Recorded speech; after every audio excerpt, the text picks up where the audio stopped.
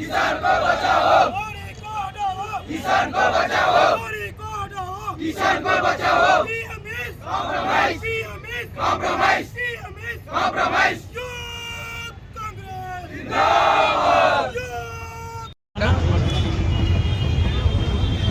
ఈరోజు ఉమ్మడి వరంగల్ జిల్లాలో యువజన కాంగ్రెస్ ఆధ్వర్యంలో ముఖ్యంగా జిల్లా అధ్యక్షులు కొర్వి పరమేశ్వర్ గారి యువజన కాంగ్రెస్ జిల్లా అధ్యక్షులు కొర్వి పరమేశ్వర్ గారి ఆధ్వర్యంలో కిసాన్ కి న్యాయ్ సత్యాగ్రహ ఈరోజు ఆరో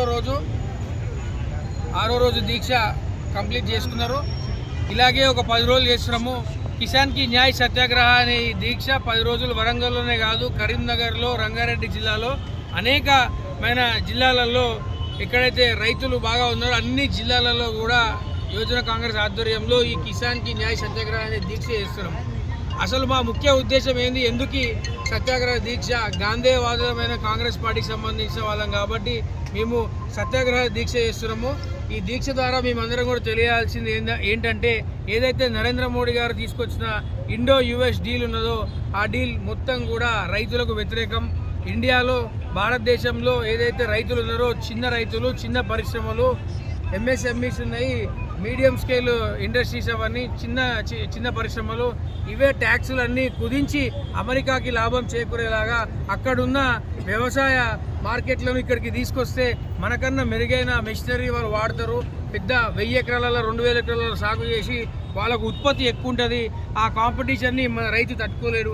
ఇప్పటికే మన రైతులకు ఎరువులు సరిగ్గా ఇవ్వని కేంద్ర ప్రభుత్వము, ఏదో యూరియా కొరత ఏదైతే బీజేపీ నుంచి మనం వచ్చిందో చూసినాము, వీళ్ళకి అది కూడా సరిగ్గా ఇవ్వలేరు. కానీ ఈరోజు ఆ మార్కెట్ని ఓపెన్ చేయడం వల్ల ఎంతో నష్టం జరుగుతుంది.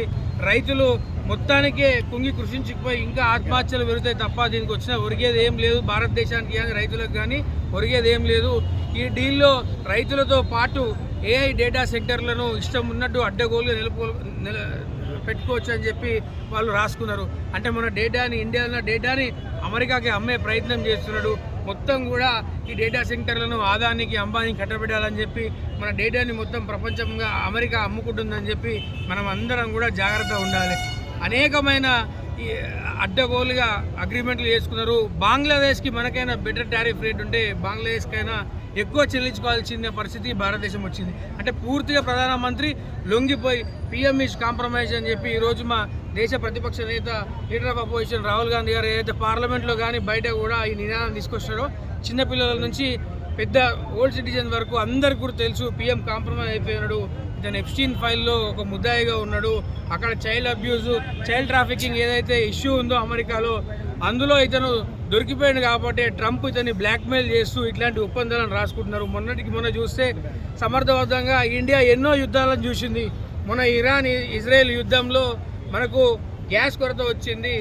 దేశంలో ఉన్న డిప్లొమాటిక్ ఈక్వేషన్స్ కూడా మొత్తం కూడా దెబ్బతినిపోయినాయి. భారతదేశము చీకటి ఈ చట్టాలలో కూరుకుపోయి మోడీ కాంప్రమైజ్ అయిపోయింది అనేది PM is compromise, please roll back Indo US deal అని చెప్పి మేము ప్రధానంగా కొట్లాడుతున్నాం. అన్ని జిల్లాలలో ఈ కార్యక్రమాలు ముగించుకున్నాక 18వ తారీఖు ధర్నా చౌక్, ఇందిరా పార్క్ దగ్గర రాష్ట్ర ముఖ్యమంత్రి వర్యులు రేవంత్ అన్న గారితో పాటు పిసిసి అధ్యక్షులు మరియు మంత్రులు, అన్ని డిసిసి ప్రెసిడెంట్లు, ఎమ్మెల్యేలతో పాటు యువజన కాంగ్రెస్ ఒక భారీ బహిరంగ సభ నిర్వహిస్తుంది. దానికి అన్ని జిల్లాల నుంచి అందరూ కూడా పార్టిసిపేట్ చేసి పెద్ద ఎత్తున ప్రోగ్రామ్ సక్సెస్ఫుల్ చేయాలని చెప్పి, దేశం నుంచి మోడీని తీసివేసే, మోడీ హటావ్ దేశ్ బచావ్, మోడీ హటావ్ కిసాన్ బచావ్ అని చెప్పి మనం ముందుకు వెళ్తున్నాం. సో అందరూ కూడా దీనికి సహకరించాలని చెప్పి కోరుకుంటున్నాను. మీడియా మిత్రులందరికీ కూడా ధన్యవాదాలు. Thank you.